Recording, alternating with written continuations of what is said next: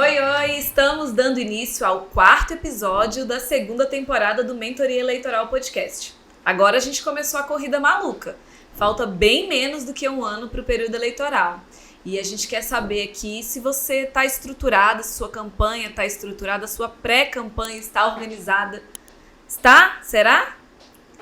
Hoje você vai poder ouvir uma especialista, uma autoridade do mundo acadêmico, professora Maíra Moraes, que ela é consultora, mentora e gestora de projetos políticos, partidários e eleitorais.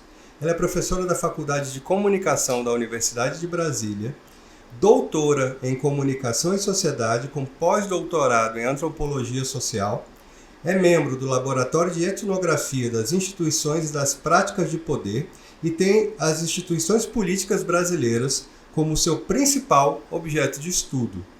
Criou a disciplina Construção da Marca Política na UNB, o que é uma grande inovação, né? Ter na grade curricular da UNB uma disciplina ligada à nossa área de trabalho. E essa disciplina discute o conceito de political branding e de que forma ele tem feito parte das estratégias de comunicação política no Brasil e no exterior. Nós vamos conversar um pouquinho sobre isso e sobre muitas outras coisas no episódio de hoje. Seja bem-vinda, professora Maíra. É uma honra tê-la aqui na nossa bancada. Obrigada, Aline. Obrigada, Cláudio. Muito obrigada pelo convite. Acho que tem bastante coisa para conversar hoje. Sim, isso é bem legal. Você podia começar falando um pouco pra gente dessa sua trajetória, né, sobretudo aí no meio político, e como é que você chegou ao ponto de entender que era necessário que na academia a gente tivesse uma matéria, uma disciplina dedicada a essa área que nós atuamos? Vamos lá. Recentemente eu fui falar sobre minha trajetória para os alunos, eu falei, gente, parece uma grande confusão, né? Assim, e é uma grande confusão porque eu atravessei várias temáticas, vários papéis, né, no mercado de trabalho, mas quando eu olho de longe está sempre na política, né? Então, comecei na política em Grêmio Estudantil, do Grêmio Estudantil na União Municipal dos Estudantes. Essa semana teve Congresso do PSOL aqui em Brasília. Sim. Um amigo da juventude, assim, do Congresso de 1990 e poucos, 93, acho. Estava aqui, a gente relembrou desses momentos. Aí eu fui para a faculdade, fiz parte do Centro Acadêmico União Nacional dos Estudantes. E na vida profissional, quando eu fui para o mercado mesmo, eu comecei a atuar muito forte em políticas públicas, né? E eu sempre ressalto isso, a minha grande escola profissional foi a Fundação Roberto Marinho. Porque ali eu trabalhava com educação e com articulação de projetos em governos. Então eu peguei uma articulação São Paulo e Minas, Alckmin e Aécio, né? Então eu venho desse momento que era uma tensão, apesar de ser o mesmo partido, existia uma tensão ali entre governos. E ali eu aprendi a fazer gestão de projetos. Sempre tive um pé na academia, estudar sempre foi muito importante para mim, no sentido terapêutico mesmo, né? Assim, tá com a cabeça no trabalho, mas qual é a leitura que a gente tem? E aí, vindo para Brasília, eu fiz muita gestão de projeto, fui sócia fundadora de uma das principais escolas de marketing político, comunicação eleitoral. Quando eu vim para Brasília, eu já estava encostada na UNB, eu falei, bom, tá na hora, depois de quase 20 anos afastada, retomar esse processo. Foi quando eu mergulhei mesmo numa paixão que eu tinha, que era antropologia, né, muito numa linha de compreender a política, numa perspectiva de antropologia da política. Então aí foi o doutorado na comunicação, estudei o Congresso Nacional, na verdade estudei a CPI da fake news, então assim, sei decoro o que foi discutido naquele ambiente e dá muito subsídio sobre como funciona a política brasileira, né? E o que é uma CPI hoje, né? Que uma CPI não é só um processo de investigação, é um processo de construção de conceitos. Né? E recentemente, estou como professora temporária na UNB e tive a oportunidade de abordar essa temática da política, né? Do marketing político, né? Que lá eu trabalho muito com marca, né? Os conceitos de branding na política. Mas eu fechei especificamente, porque eu acho que esse semestre a discussão é essa, no partido político. Legal. Né? Como é que o Brasil transita nessa história, nessa instituição, porque instituições são importantes para mim, né, em termos de pesquisa acadêmica também. o que é um partido político no Brasil? Né? E como é que se constrói uma marca que leva uma pessoa a vincular um personagem a uma marca? Né? Sim. E eu achei autores muito interessantes internacionais. Então, os Estados Unidos, assim, tem uma revista que chama Political Branding, inclusive é uma revista aberta, que eu acho que é uma das melhores que tem conteúdo sobre branding político. E tenho trabalhado muitos textos com os alunos. Então, assim, é uma matéria optativa, né, na grade da Universidade de Brasília, lotou, sim, tem 30 essa era a alunos. primeira curiosidade, como é que foi a receptividade? Em horas eu já tinha uma turma fechada, né, eu Uau. acho que isso é muito interessante, né, e eu converso muito com Acho os que estar em alunos. Brasília faz também diferença? Olha, eu fiz aquela sondagem, pessoal, vocês que estão aqui, quantas pessoas trabalham com política? Numa turma de 33. Quantos querem trabalhar com a política? Numa turma de 32. Sim. Então, não é. Essa é uma coisa que eu aprendi, exatamente. Eu falei, não, gente, mas tudo bem, quem já foi no Congresso Nacional? Quando no colégio, a escola levou. Sim. Então, a política é um ambiente à parte da cidade. Né? Assim, é outra coisa. Então, assim, na universidade... A gente vive em outro mundo. A conclusão que eu chego é que a gente vive em outro mundo, de fato. Exatamente. Mas a universidade está aberta, as portas estão abertas, né? Então, o que eu estou levando um pouco nessa oportunidade de estar na UNB é justamente essa trajetória que eu tive no mercado da política, vamos levar para fazer uma formação, né? A gente discute muitos textos que eu não vejo... Eu falo texto, mas de verdade é um pensamento, né? Sim. Quando você publica um artigo, você não publicou um texto, você publicou um pensamento, Sim. publicou uma pesquisa. Então a gente tem trabalhado muitos conceitos interessantes de marca política, né? Que eu não vejo no contexto nacional as pessoas assimilando, né? Esse ponto. Eu ainda vejo muita coisa... política é produto. Você Sim. tem outras abordagens, né, que discorrem absolutamente diferente. Não é um produto, é uma pessoa. Então são outros elementos de marca que a gente agrega a uma pessoa e o partido. Sim. E aí o que eu trago de novo, dentro dessa perspectiva da antropologia, é trabalhar com Bourdieu, que é um filósofo francês, sociólogo francês, que trabalha com instituições, né? E campos, né? Porque eu acho que é isso, assim, a gente está em outro mundo, porque Sim. é um campo específico. A gente conhece todos os marqueteiros, se puder falar essa palavra, né? Que é outra Sim. coisa de discussão aí, né? Sim, Se pode ou sim. não pode, né? Sim. Aliás, Sérgio Castilho tem uma tese maravilhosa do ano 2000 que ele discute esse conceito. Acho que é uma coisa bem interessante de ler. A gente conhece o mercado, a gente se cruza, a gente sabe onde está quem, Sim. porque fulano está no gabinete. Então, assim, é uma grande panela, com as suas pequenas panelas. E aí eu trago essa perspectiva do Bourdieu, que é sobre o campo e sobre os capitais que você precisa para circular nesses campos, né? Que é o quê? A faculdade, talvez, assim, com quem você trabalhou, Sim. né? Quantos seguidores você tem, você sabe editar vídeo, você não sabe, né? Quais são os capitaizinhos que a gente tem que acumular para fazer parte disso? E é bem interessante, gente, porque a média de idade dos alunos nessa turma específica é 20 anos, né? Sim. Então é uma perspectiva nova de olhar a política.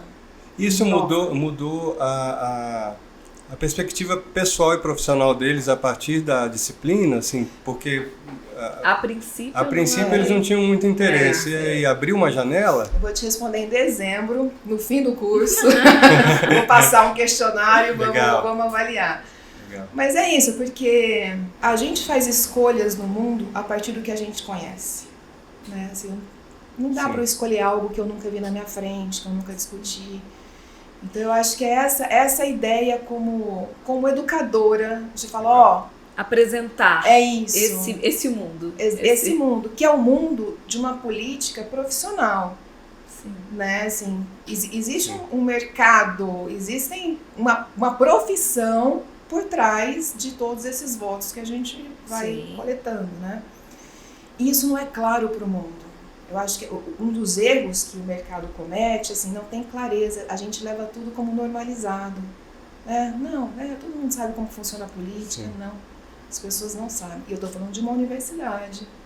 Eu estou falando de, assim, mesmo da minha família, que são graduados, assim. Esse mercado, ele é... Mas Você não acha, professora, que o estereótipo que foi criado de que a política é um ambiente ruim, é um ambiente, enfim, que não é adequado, que tem corrupção, que tudo isso acaba afastando as pessoas, os profissionais, que faz com que as pessoas, inclusive, não tenham a noção do que como é que funciona os bastidores, inclusive por isso que a gente está aqui fazendo esse podcast, desvendando um pouco também desse mundo atrás das cortinas, né? Eu tenho certeza que sim, e a gente faz parte disso.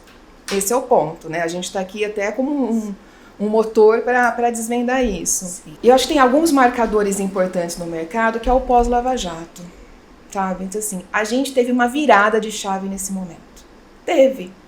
Porque a gente teve os grandes, né? Os comunicadores, né? Aquela velha guarda milionária de grandes fundos, de cinema na TV, e era, gente. Sim. Pega aquelas superprodução, maravilhoso. E a gente mudou. E assim, a Lava Jato foi uma coisa que tirou alguns do mercado, o que abriu porta para um outro conceito e outras pessoas. A questão de reduzir os custos de campanha, reduziu. Assim, não tem como a gente falar assim, você está falando só do dinheiro de dentro. Não, eu estou falando de geral. Reduziu. A gente não tem mais esses milhões rodando da forma como tinha. Sim. Isso também abre oportunidades para novas competências. A gente tem que se virar. Né? Sim. E aí a gente aprende novas competências e novas formas de se fazer algo. Então, acho que isso abre o mercado e isso tem sido uma oportunidade da gente reposicionar, né, a profissão como tal. Mas para além da conjuntura política, professora, paralelamente a isso, historicamente também teve uma linha do tempo aí de oferta, porque, sou do tempo que não tinha oferta de qualificação na área de mercado de comunicação política. Depois você teve iniciativas espaçadas de profissionais que abriram cursos livres, que não tinham relação com a academia. E aí, quando eu vi a notícia de que a UNB estava fazendo, por sua iniciativa, uma disciplina que ela tinha o nome, né, sem disfarce, de trabalhar a comunicação política, para mim é claramente um sinal de que as coisas estão mudando, né? Existe uma evolução no sentido de possibilidade de qualificação, né? E que já está chegando no ambiente acadêmico, né? Isso eu acho que é importante para o nosso mercado e é importante para a democracia ter profissionais qualificados para assessorar, construir projetos políticos, partidários, etc. Eu acho que não tem a questão do... Eu estou concordando, mas assim, vou colocar um ponto, assim, o ovo, a galinha, né? Aquela tautologia. Que vem antes. Mas essa... A gente teve junto com isso, né? Porque o mundo ele é um grande mistério mesmo, né? Junto com isso veio o digital. Sim. Né? Então, assim, aí a gente teve que se virar para aprender o digital. Sim. Né?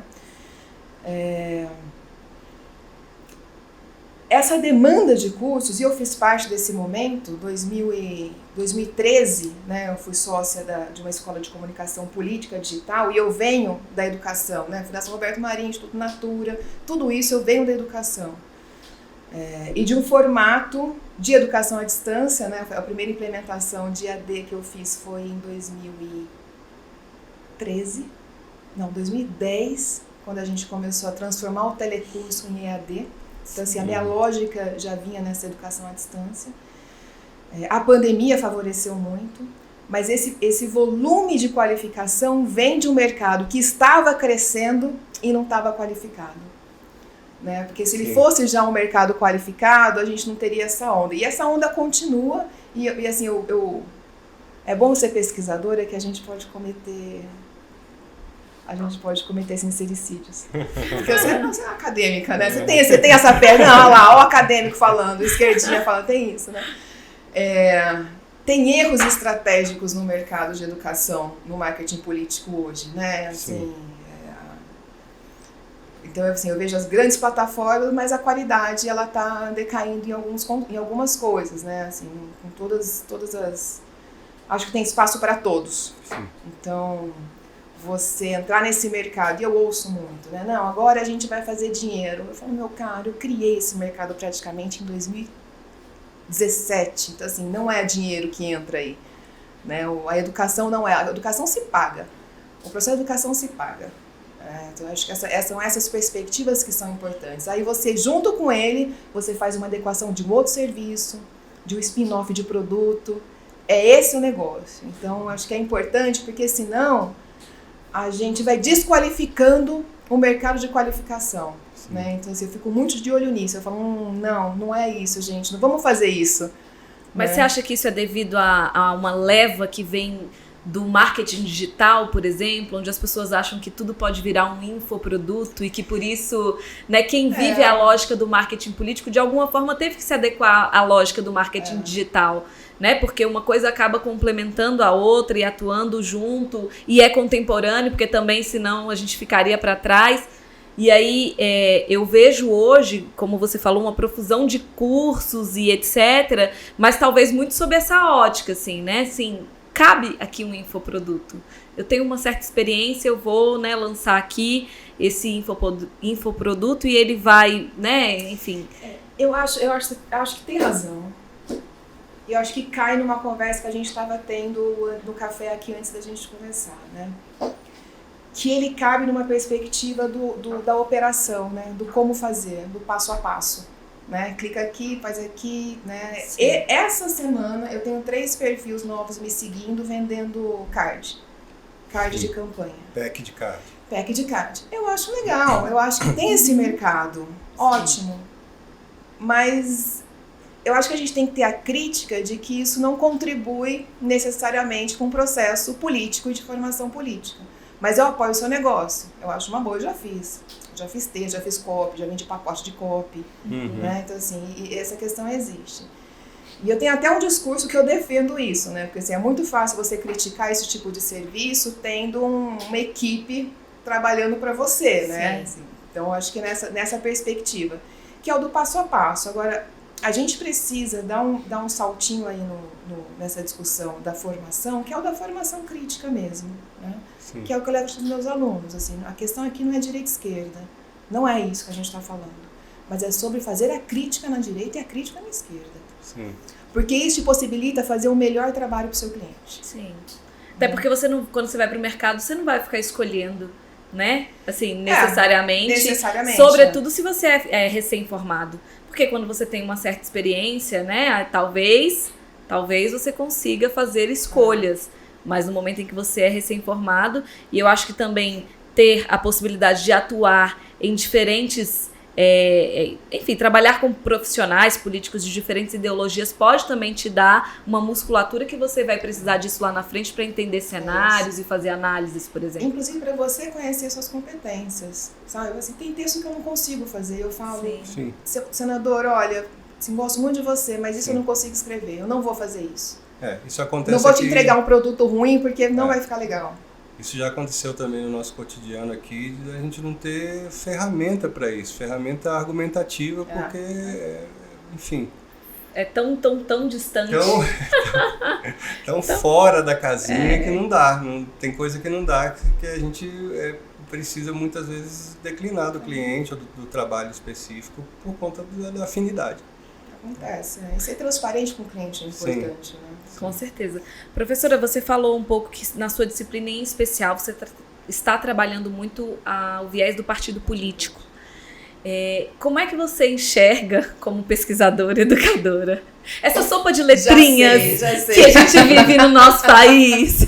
Como é possível isso? Assim? Eu, assim... fazer uma dica de conteúdo. O Nexo, eu gosto muito do Nexo, eu acho que ele é um jornal que produz conteúdos muito bons. Ele tem lá o Genealogia dos Partidos Políticos, né, que não é uma tabela periódica, mas é uma genealogia desde a Arena, MDB lá, UDN, alguma coisa assim. Da origem mesmo. Da origem, aí aquilo vai destrinchando, Meu Deus. E aí acaba tudo, na ditadura, acaba tudo, aí depois vai saindo mais 3, aí desses 3, aí vai numa progressão geométrica e a gente chega em todos os nossos, né? Eu acho que os partidos políticos, e aí eu indico esse material, porque eu acho que e foi atualizado em 2022, então ele é muito recente. Legal. E ele te dá um panorama de onde veio essa historinha de cada um, né? fundiu, separou, Sim. né? Sim.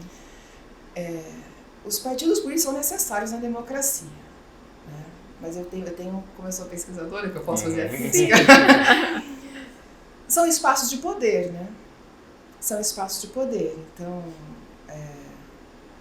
a minha grande crítica hoje, eu tô com uma série de artigos sendo publicados no Jornal de São Paulo, do Interior de São Paulo, é justamente a incapacidade que os dirigentes partidários hoje têm de olhar para a militância, de falar, olha, é necessário, é preciso. Vou te dar um dado de São José do Rio Preto, né, que é a região que eu escrevo, que é a terra da minha família, inclusive. Os partidos têm 26 mil militantes, 26 mil filiados. 3 têm de 16 a 18 anos. 3. Então, assim, não me diga que a juventude não tem interesse na política. Não. O que não há é a vontade dos partidos de dialogarem com quem não está sentado na cadeira. É de saber se comunicar, de fazer com que a mensagem chegue. E para isso precisa de vontade. E vontade que eu digo, uma vontade estratégica mesmo. Olha, este público é um público importante para a gente dialogar. E não tem essa decisão. Então eu acho que a sopa de letrinha... E tem até PCO ainda, vocês sabem, né? Ainda tem. Ele tende a diminuir, né? Com as cláusulas de barreira, tende a diminuir a longo prazo. Mas eu acho que tem similaridades em todos, sabe? Mas a marca pressupõe identidade e coerência, né?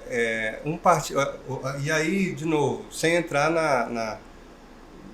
nessa discussão de direita e esquerda, é possível enxergar partidos que têm marcas consolidadas no cenário político brasileiro, que agregam em torno de si referências ideológicas, históricas e prática política que os defina como uma marca forte?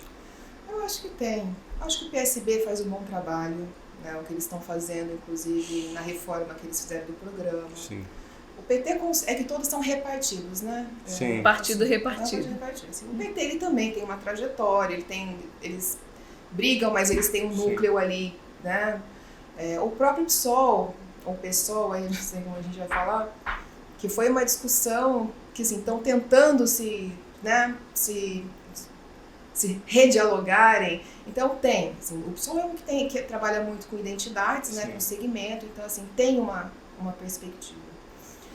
O PSDB era um que foi perdendo, né, depois principalmente, como eu sou pesquisadora, eu jogo isso no Dória muitas vezes, né, toda aquela articulação que foi feita, internamente também estava todo fragmentado. Então é isso, a gente está falando sobre disputas de poder que fragilizam a própria coerência, que é o papel de um partido político, que é ser o mediador, essa questão, né? O partido político é um mediador de uma representatividade, é um filtro, né? Ele vai criando uma demanda, ou ele agrega demandas, não, esse público aqui, eu vou trabalhar com a demanda de vocês, vem comigo, está criada a coerência, né? Mas, professora, você usou exemplos de partidos que têm um viés ideológico, eu diria de fácil identificação. Talvez de fácil identificação para nós que somos do meio, que estamos no meio. Mas e quando a gente pega partidos do famoso centrão? Assim, de que forma as pessoas se identificam com o partido? Com as bandeiras? Como é essa identificação do eleitor com esses partidos que hoje tem uma grande representatividade dentro do nosso Congresso Nacional e possivelmente também terão, né, espaços muito considerados aí nas eleições municipais? O brasileiro ele tem o hábito de votar em pessoas e não partidos, né? A não ser os partidos que trabalharam uma marca a longo prazo, porque a coerência e a cognição de reconhecimento é a longo prazo, né? Eu não vou criei agora e uma marca agora e já estou reconhecido. Não, a gente vai construindo isso ao longo dos anos. Então, o que eu dei também foram partidos estabelecidos que foram construídos de acordo com os anos. Quando eu fiz a pesquisa do eleitor conectado, uma das perguntas era sobre o voto de legenda, né? Se estaria disposto. Assumidamente, 90% da esquerda tem disponibilidade para votar em legenda. A direita não. Centrão e direita não. Então, esses partidos, o forte deles é o personalismo. Né? Então, você vai colocar um personalismo lá. Essa é a grande crise que se tem hoje com o personalismo bolsonarismo, né? Que é uma estratégia personalista. Né? Se a gente tira o personagem, como é que fica? Né? Que é a fragilidade que o PL tem hoje. Que o Valdemar Costa Neto está super preocupado com, né, as possíveis consequências. Exatamente, que o Bolsonaro pode sofrer. Né? E isso vai fazer com que o partido que teve um boom, do nada, né, numa próxima ou nas próximas eleições, né, acabe... Eu tenho uma hipótese, perdão, Aline. Eu tenho uma hipótese que essa questão da federação tende a reduzir um pouco a longo prazo essas questões, né? Porque você vai fazer uma aliança ali que você vai ter que carregar durante um mandato, né? É uma possibilidade, mas é uma hipótese. A gente vai conseguir fazer uma análise dessa daqui a 20 anos, né? A gente está no primeiro ciclo, tirar o extrato, A gente está apenas no primeiro ciclo. Também tem um aspecto dessa discussão que é sobre a ótica de quem vai se candidatar, que com a federação, com a proibição de coligações, o debate ideológico partidário, se em algum momento ele existiu, ele fica secundarizado em função da viabilidade matemática. Então, assim, se eu sou um candidato, por exemplo, a federal, com chances reais, né, não é uma candidatura folclórica ou para marcar posição ou para começar um projeto, eu de fato estou no páreo, o sistema eleitoral, né, o regramento eleitoral atual me leva primeiro a considerar a possibilidade de qual partido vai ter uma nominata suficiente para que eu tenha chance. E num segundo estágio, num outro layer, você vai avaliar qual que eu me identifico mais. Né? E isso me parece uma atrofia. Né? E para além disso, falando na picuinha mesmo, se o presidente do município vai deixar entrar. Sim, ainda tem isso. Essa é a questão dos partidos. Né? A gente continua numa disputa de poder que não é uma questão de representatividade. Não é o que está sendo feito. Né? E claro, a gente fala de uma maneira generalista, não é, assim, não vou dizer todo mundo faz isso. Mas quando a gente faz um grosso, assim, passa um grosso nas questões políticas brasileiras, o que a gente mais ouve é isso, não consegui entrar na nominata. Sim. Né? E aí o partido tem autonomia, né? A presidência tem autonomia para definir a nominata. Então é essa forma que a gente trabalha a política. E essa é uma perspectiva interessante, que a gente conhece e que os políticos conhecem, mas assim a sociedade como um todo não é uma desconhece prática, né? Totalmente. A democracia ela é muito muito escura, né? Sim. Quando a gente parte desses processos democráticos. Mas professora, você vê um caminho, uma alternativa para que a gente consiga de alguma forma consertar essa rota ou dar mais oportunidades, ampliar essas oportunidades? Se a gente ainda continua, né, sob essa ótica de que um partido político é um espaço de poder e que quem detém aquele poder não quer largar muitas vezes aquele cartorial, osso. né? Exatamente. Eu não diria corrigir, porque complicado a gente falar que a democracia tem processos errados, né? A partir desse conceito, né? Quem sou eu?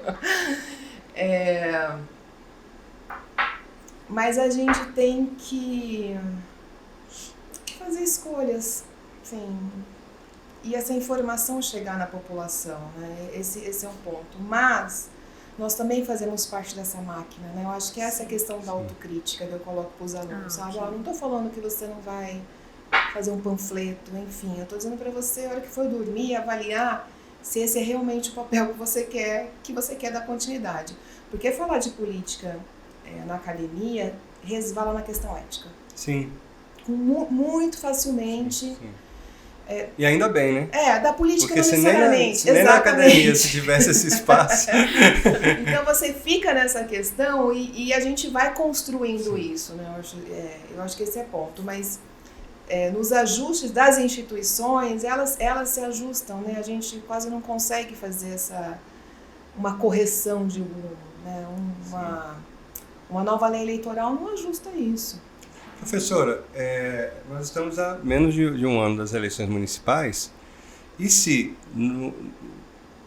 num recorte nacional, os partidos já têm essas fragilidades, né, e dificuldade de identificação e uma marcação minimamente coerente ideológica, que dirá no campo municipal, né? Em geral, o presidente do partido é o dono do açougue, do outro é o dono da padaria, o outro é um líder comunitário, enfim. Na tua visão, esse debate polarizado que dominou a última eleição, ele vai nacionalizar o debate das eleições municipais? Ele ainda está presente ou vivo com uma pujança suficiente para determinar o rumo do debate lá no município? Ele está presente ainda. Recentemente saiu uma nota no Globo que foi da Paraná Pesquisas, né? O pesquisador fala que a pauta dos costumes tende a ser muito mais forte do que a pauta econômica, por exemplo, né, nos próximos anos. Mas eu tinha essa aposta um pouco antes, porque quando você vai fazer uma escolha de voto que você envolve instituições religiosas, por exemplo, não é a pauta econômica que está sendo posta, Sim. É a pauta dos costumes. Esse aspecto, e nós acompanhamos em alguns lugares, já se mostrou muito presente na eleição dos conselhos tutelares. Que acabaram de esse exemplo, dos conselhos tutelares. Agora, eu tenho um exemplo ótimo da CPI, é justamente sobre isso, na CPI das fake news. Foi um debate, né? Foi um teatro de governo, situação e oposição, né? Eu acho que essa é a delícia da taquigrafia, né? Porque eu leio notas taquigráficas, né? E um senador da oposição falou para o presidente, a gente tem que encerrar, a gente não consegue continuar, porque o governo, e fala o governo, ele falou o nome do deputado, ele só fica obstruindo. Assim, a gente está aqui com obstrução, a gente não consegue avançar, isso é antidemocrático e tal. Aí o deputado governista fala assim, senador, meu caro senador, a gente aprendeu com vocês como faz, vocês não entenderam ainda. A gente aprendeu com vocês como faz. Isso é tão forte, porque assim, não é sobre obstrução. É sobre estratégia regimental, mas também de rua. Assim, se inserir nas bases, se inserir nas instituições de bairro, é uma coisa que a esquerda fez muito forte Sim. na década de 80, né? Sou testemunha disso, sou filha disso, né? Assim, de participar desse processo. Que vinha muito forte com a Constituição, que está fazendo 35 anos, inclusive, fazer essa referência, e que foi abandonado por um certo conforto, que as coisas estavam no como é que chama, o voo de brigadeiro, céu de brigadeiro, estava o voo, estava tudo bem. Mas essa mudança, ela começou a ser feita no pequeno, né? Ali na base mesmo, na base. Essa semana, eu estava comentando, eu vi o filme Vice de novo, né? Vice, né? Então, assim, essa questão do Trump começou lá na década de 70, né? Que vai construindo, né? Os conservador, liberal, republicano, democrata. Então, assim, toda essa base, né? Fox News, né? Os think tanks, toda essa base, ela vai sendo construída durante anos. Então, assim, a gente não acordou num Brasil conservador de repente, né? Acordamos. Não, assim, o Lava Jato favoreceu. Mas esse movimento do conservadorismo, ele já estava sendo feito mundialmente. Então, assim, retomar essa posição é a velha autocrítica, né? Eu lembro que alguém da esquerda falou sobre isso, né? Assim, é necessário autocrítica. Sim, total. Autocrítica. Então, enquanto a gente não fizer autocrítica, e eu falo, num cenário nacional, não estou me colocando nessa cadeira, a gente não avança nos erros que a gente cometeu. Né? E inclusive aprende com o adversário, né? Né? Importantíssimo. É isso. Agora, para aprender com o adversário, você tem que sair da sua cadeira e falar, peraí, deixa eu dar uma olhada. Da tal zona de conforto, né? E do ego, né? Sim. Porque a política é puro ego, né? Em alguns momentos, assim, tá... E aí essa frase da CPI, ela é tão simbólica para mim, que ele fala, senador, caro senador, a gente aprendeu com vocês.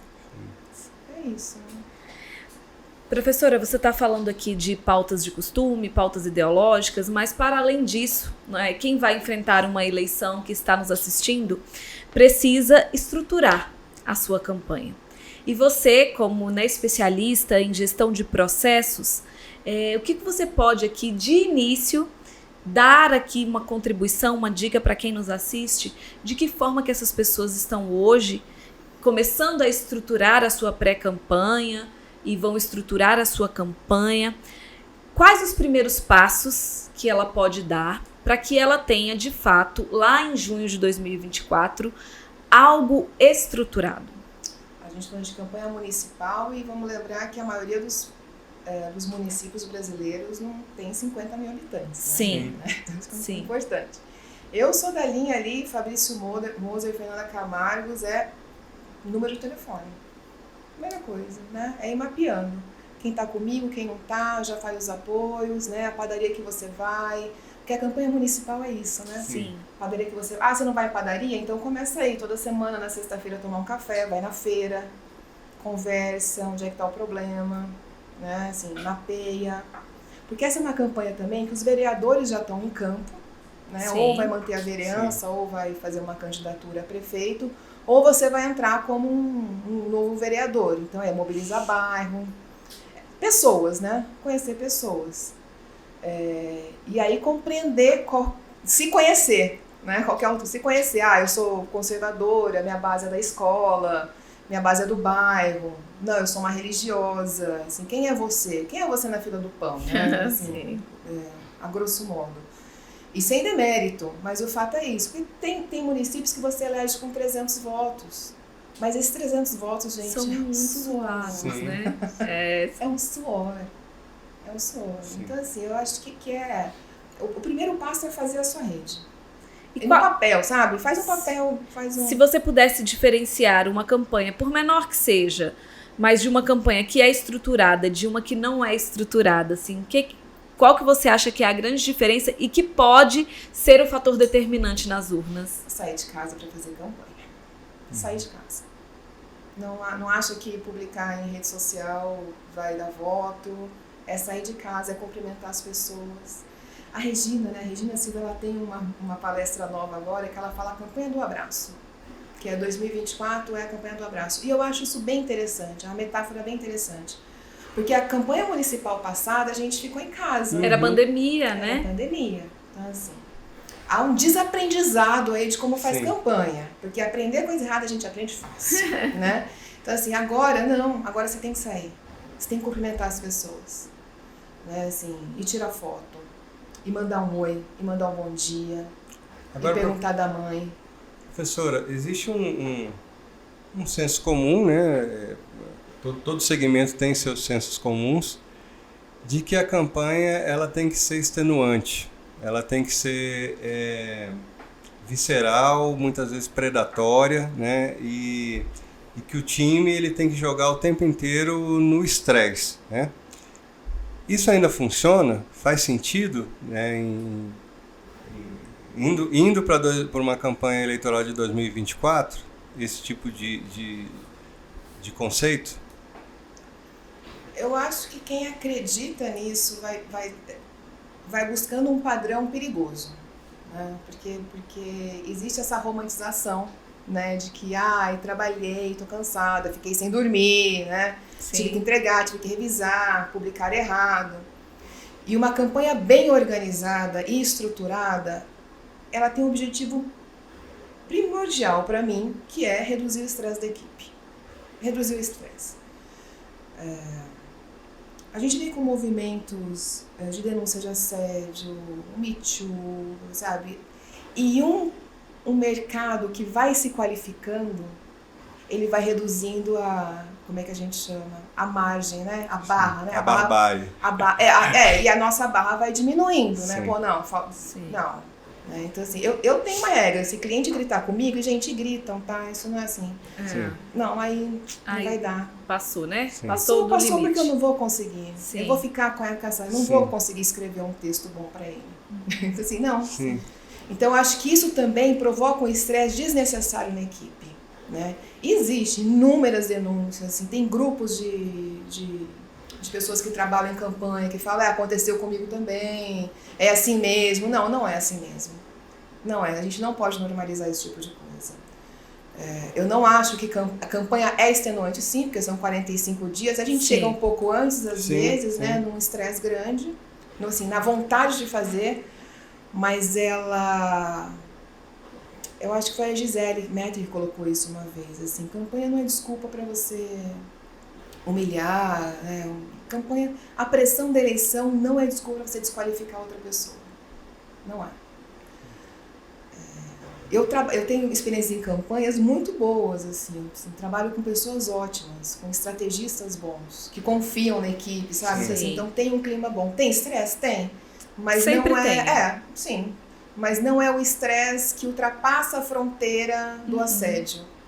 Né? Então eu acho que essa é uma bandeira importante pra gente levar pra política. Né? Porque às vezes a gente fala, não, é campanha, tem estresse. Não, não é, gente. Desculpa. Assédio é assédio. Em campanha de manhã e à noite é qualquer coisa, entendeu? Sim. Eu acho que essa... Você está trazendo um assunto muito pertinente, né, professora? E aqui eu queria deixar uma dica para quem está nos assistindo. A gente está falando de processos, que os processos podem amenizar impactos, podem amenizar estresse, etc. E está no ar o nosso Guia Prático da Pré-Campanha, um e-book que nós lançamos. É só baixar no nosso link da bio, é gratuito, em que a gente dá alguns passos, em que a gente trilha alguns caminhos que esse candidato pode seguir para estruturar a sua campanha. Um mínimo ali de um planejamento estratégico, em que a gente ajuda ali ele a fazer uma análise de SWOT, uma estrutura mínima de campanha que ele possa ter, independentemente de você ter recursos ou não, porque a gente sabe que uma campanha municipal, sobretudo para a vereança, é uma campanha com recursos mais escassos, mas ainda assim, a gente, mesmo que você conte com os seus, nós temos ali organizado um passo a passo que as pessoas podem seguir. Mas a gente está aqui com uma especialista, né, em gestão de processos, e eu queria que você pudesse, assim, se a pessoa precisasse estruturar a sua campanha a partir de agora, com que profissionais ela tivesse um mínimo de recurso, que profissionais ela necessariamente precisaria contratar para estruturar esse processo de campanha dela, professora? Eu sempre começo com o mobilizador de bairro, sempre. Assim, não é digital, é o bairro, sabe? O território. O território vai ver quem está ali, quem são as lideranças, com quem que ele está, se ele está com a concorrência, se ele está disposto a um diálogo. Para mim, assim, é o mapear. A gente fala de municipal, né? É mapear o território. A partir disso, subir as informações, né? Ó, tem as informações, começar a fazer as reuniões e aí a gente vai para o digital. Então, uma equipe ou uma pessoa que faz a mobilização e comunicação. Isso, Seria ali, uma dupla para quem tem poucos recursos ou duas equipes. Ou a mesma pessoa. Daí, com os recursos, né? Assim, talvez a mesma pessoa, ela vai mapear e ela vai dar conta. Porque acontece muitas vezes, né? É ela que tem que dar conta. Sim. Mas eu acho que falando de perfis, é essa pessoa que vai pra rua, vai mapear, traz as informações. Às vezes é o próprio candidato que vai fazer sua rede, né? Tem as situações também. Mas eu acho e hoje em dia a gente tem a facilidade das ferramentas, até da inteligência artificial, que pode colaborar com esse processo. Você tem algumas para indicar aqui para quem está nos assistindo, professora? Eu não uso, né? Não posso. Eu uso para passar texto de aluno para saber se eles passaram. Mas eu não uso. Não posso indicar. Mas eu uso o basicão na minha vida, que é o Canva, que resolve, que hoje tem outros melhores, eu sei que tem outros melhores. Mas essa parte mais de ferramental, eu sei que tem gente que pode fazer melhores dicas do que eu. Legal, professora. E nós já estamos caminhando para o final da nossa conversa, mas eu ainda quero saber o que porque assim, a eleição municipal é a eleição mais próxima do eleitor, né? Assim, o vereador, em geral, ele quer conhecer pelo nome o vereador que ele vai votar, e o prefeito é o cara que ele identifica ali como o gestor do território que mais gera identificação, né, ali do eleitor. Nesse cenário, qual é o espaço para estratégia baseada em conhecimento, em ciência, em que lugar esse saber pode potencializar a disputa de um candidato a prefeito? Nossa, Glauco, eu acho que tudo, sim. Porque uma leitura de jornal já te traz tanta informação, né? Já traz a informação das leis que não foram aprovadas, da reclamação, né? Um jornal de domingo vem a reclamação da população. Vou dar o jornal como instrumento de pesquisa, né? Porque assim, eu não posso pagar uma pesquisa, mas o jornal te dá. Eu me lembro que as últimas notícias que a gente teve, por exemplo, a questão de perdão de dívidas, já mostra que eu tenho uma população carente ampliando no território. Né? As filas no posto de saúde, olha o dado que você tem para colocar na sua pauta a questão da saúde, né? Qual que é o posto que a gente teve um problema com uma grávida específica, já tem uma informação. Então tem tanto saber num jornal, né? Não vou dar leia um grande autor, não, o jornal te dá tanta informação sobre onde você pode e como você pode fazer a campanha e o que as pessoas querem ouvir. Né? O jornal tem muito dessa função. E toda cidade tem um jornal ou tem um blog hoje. Né? Tem um blog que vai te colocar... acompanho vários, né? Mas aqui no bairro teve uma violência doméstica no bairro tal, que a polícia foi lá. Olha, então a violência doméstica é uma temática que está se ampliando em todas as cidades. Sim. E também tem temáticas, mesmo municipais, que são nacionais, que chegam. Né? A violência doméstica é uma. Sim. Feminicídio é uma pauta que chega. Sim. Né? Sim. O que você, como vereador, pode fazer para ter uma vizinhança mais segura? Né? As questões de dívida também impactam na cidade. Né? O que eu posso fazer para essa população? O que eu posso falar para essa população que está endividada? Né? Não é o vereador que resolve. Não é o vereador que resolve, mas você pode começar um diálogo com isso. Né? Porque Sim. A questão, justamente, é como é que eu começo uma conversa com o eleitor. Porque Sim. A conversa não é... A campanha não é mais vou passear e tá tudo bem. Não, é conversa. Né? Então, assim, as pessoas estão endividadas. Tem N pesquisas sobre isso. Né? A questão da saúde é um problema na maioria das cidades. Nessa cidade especificamente, tem posto, não tem? Então, acho que essa é uma forma de ter dados Sim. muito claros e fáceis de lidar. Né? E a gente esquece às vezes. Né? Não, eu preciso fazer uma grande pesquisa. Vamos ler o jornal. Sim. E para quem está um passo à frente, para as campanhas que são estruturadas e que têm condições de contratar pesquisas e tudo mais, acho que o lance não é apenas ter uma pesquisa em mão, é saber ler esses dados. Sim. Sim. Que dica que você dá para os profissionais que nos assistem aqui da melhor forma de ler esses dados, interpretá-los e fazer uso disso, né? E colocar isso em prática no discurso, enfim, no que ele vai prometer ali, de mudança? É muito simples minha dica. É humanizar os dados. É humanizar, gente. Ele não é um número, sabe? Não é um número. É um conjunto de mulheres. Legal. De mulheres negras, de mães, de mulheres que estão sem ter onde morar, né? Porque se a gente transforma em um dado, Sim. fica aquela postagem que você fala, não tô acreditando que fizeram isso, né? Quantas da nossa timeline passam e a gente fala, não é possível. Não é possível que a gente fez isso. Então, é a questão de humanizar mesmo, de olhar os números de uma forma humana e não simplesmente 40% da população tem rejeição, Sim. tá? Mas vamos encontrar quais são os elementos.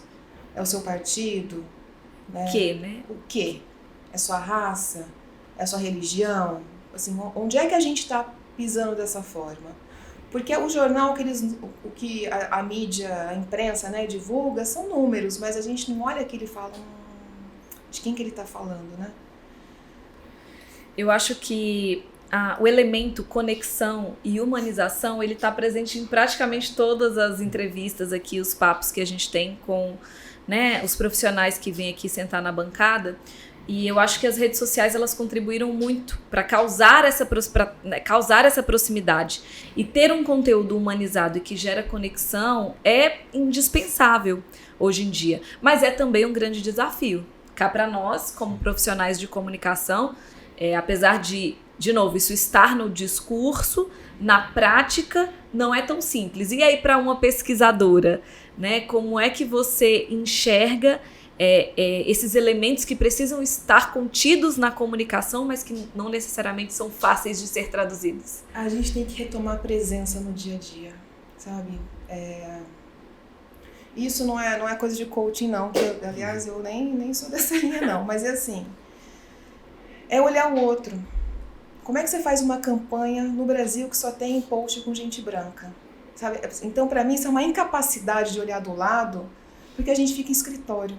Sim. Né? Então, assim, trabalhar com política não é ficar sentado no escritório. Trabalhar com política é sair na rua, né? É tomar um café, é ir nos festivais, Favela Sound, que inclusive Ceilândia hoje é a grande capital de uma cultura aqui em Brasília.